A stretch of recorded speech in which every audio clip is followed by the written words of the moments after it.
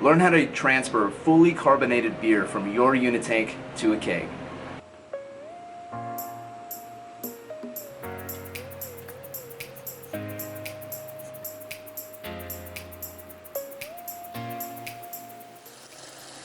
So you can now carbonate your beer inside of your fermenter, but getting that carbonated beer into a keg goes about a different way than it normally would uncarbonated. Sanitization of the kegs, transfer hoses, and equipment is the same. Now, what you will need to transfer carbonated beer into a keg is a little bit extra equipment, a spunding valve mainly, and a transfer hose, and whatever style fittings your fermenter and keg require. In my case, a tri-clamp and ball lock fitting. What I prefer to do is to fill the keg entirely up with water and star sand, then push out the star sand into the either next keg or a bucket to reuse in which way you prefer. So I'm doing a 10-gallon batch. I'll be filling 2 corny kegs. After the sanitization has occurred in the first keg, I will then push out the sanitizer into the next, allowing my first sanitized keg to be ready for beer. I do this for mainly a lack of oxygen exposure. When the whole keg is filled up to the top, there's nowhere for oxygen to remain. Granted, you are wasting CO2 and maybe using a little more water and sanitizer than you would need, but for me, I think it's worth the added cost. So go ahead and give them a shake and get them sanitized and ready to fill. Brewing is cleaning. If you brew long enough, you will realize you are a glorified janitor. And I had a little bit of a spill. So thankfully I have a nice little cubby in the garage to dedicate to brewing equipment and have it set up with water, gas, and electricity. After you are completely done with sanitizing the vessels that you will be filling, in my case the kegs, I will then rack off or transfer that sanitizer into a bucket to use for other cleaning, to fill up my spray bottle, what have you. I use it for miscellaneous things in the brewery. Now this does 2 things. If you utilize the transfer hose from the vessel that you will be filling with, it sanitizes the hose and sight glass or any other fittings that you have, and it also allows you to purge the line with CO2. As you push out all the sanitizer with CO2 from your keg, you'll get to the point where you start to see the keg run out of sanitizer and it will just blow in CO2. So you have not only a sanitized transfer hose, you have it also purged with CO2. And that is ideal to reduce your oxygen pickup during a transfer.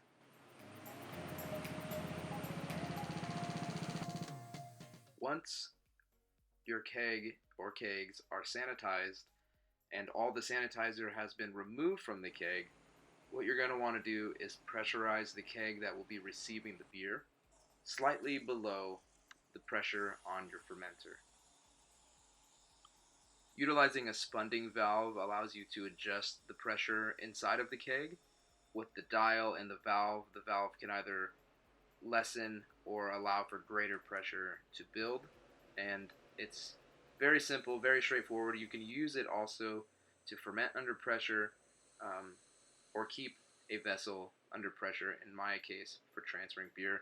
And this will help reduce the flow from the fermenter to the keg, and then thus lowering the foam that would occur as if you were to pour carbonated beer, which you technically are. So if you didn't have the spunding valve, you would allow carbonated beer to basically free flow into a vessel as if you poured a beer out of a can, in my case Baby Junior from Great Notion, into a glass with nothing in it. And as you do that, you know it foams over quite a lot. So the spunding valve is ideal to keeping that back pressure in check, making for a very nice, smooth, and slow transfer.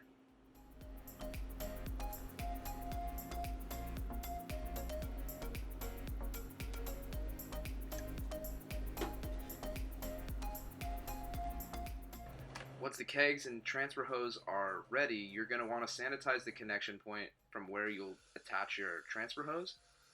While you're doing this, allow CO2 to flow through and thus keeping positive pressure, not allowing any ingress of oxygen, and at the same time, it also purges the space from where your connection will be made.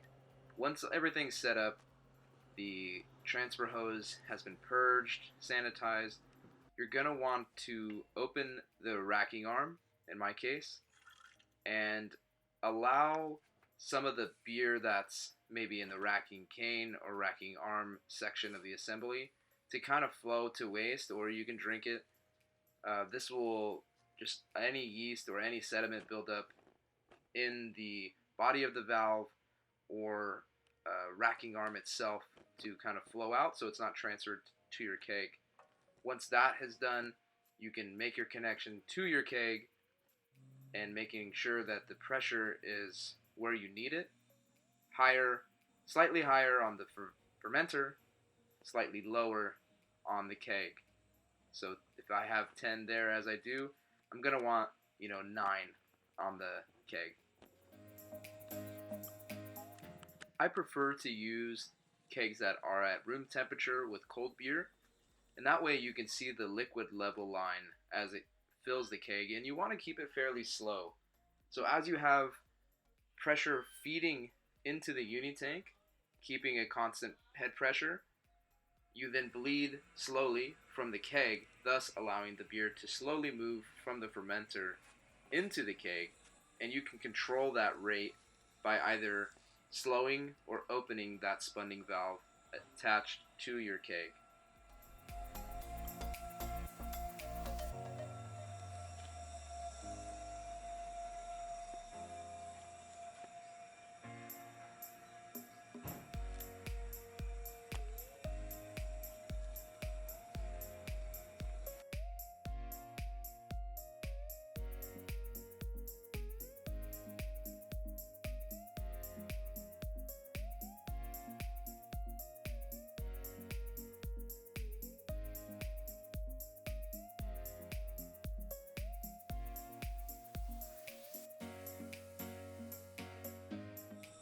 As you can see, filling the keg, you get that level line with the cold beer going into the room temperature keg, and that allows you to see where your beer is. You can either put it on a scale, and I don't remember exactly the proper weight, but I think it's around 50 pounds. You can Google it.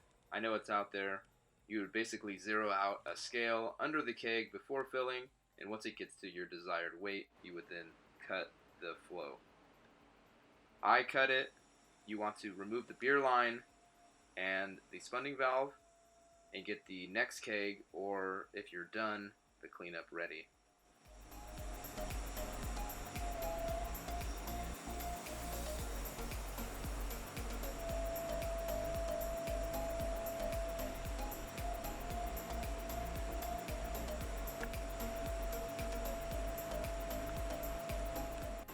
Once you get about halfway done with the beer volume inside of the fermenter, you're going to want to adjust the racking arm from a vertical orientation or wherever it was when you started to the bottom or as low as you possibly can before you start sucking up any of the particulate matter, sediment, what have you, that has collected towards the bottom. Even with a conical vessel like I have here, you still get something along the walls, and as you'll see here, you turn it right to where you start to see any flow of sediment, and you just give it a little hair of a turn back in the other direction. So here it is in slow motion. Right as you see the cloud, you kind of bump it back up, and with hazy beers or darker beers, you can put a flashlight behind the sight glass and you can see any major particles, but you won't be able to see it as fine as you could in a clear beer such as the Kolsch that I'm transferring. Now, is that required? No. But what does it do? It just reduces any buildup that you'll have in your serving keg, which isn't a problem for most because you can always just dump the first pour or make it a tradition to drink that first pour, whatever you decide to do. When you're doing this carbonated transfer, you just have to basically monitor both gauges, either allowing more flow out of the keg, adding more flow to the fermenter as I'm doing there, and just making sure that you always have more pressure in the fermenter than you do the keg, and you can control how fast or slow you prefer this transfer. I prefer slow, just to create as little foam as possible. Here's a very clear indication that the keg is full, or pretty full if you account for the foam. So just remove the spunding valve, stop your transfer, and you're good to go. Whenever you are done transferring or in between transfers, please make sure to turn off the CO2 supply to the fermenter so that you do not go beyond the working load limit of that vessel. After this, clean up. I spray down my kegs and my area and clean, and then clean some more. Thank you guys so much for watching. If you have any questions, please leave them in the comments below. If you got any value out of this video, please like the video. It helps out a lot. If you have yet to subscribe, we put out brewing related videos, everything from reviews to DIYs to how-tos and the like. Thank you guys so much for watching this video, and we'll see you in the next one.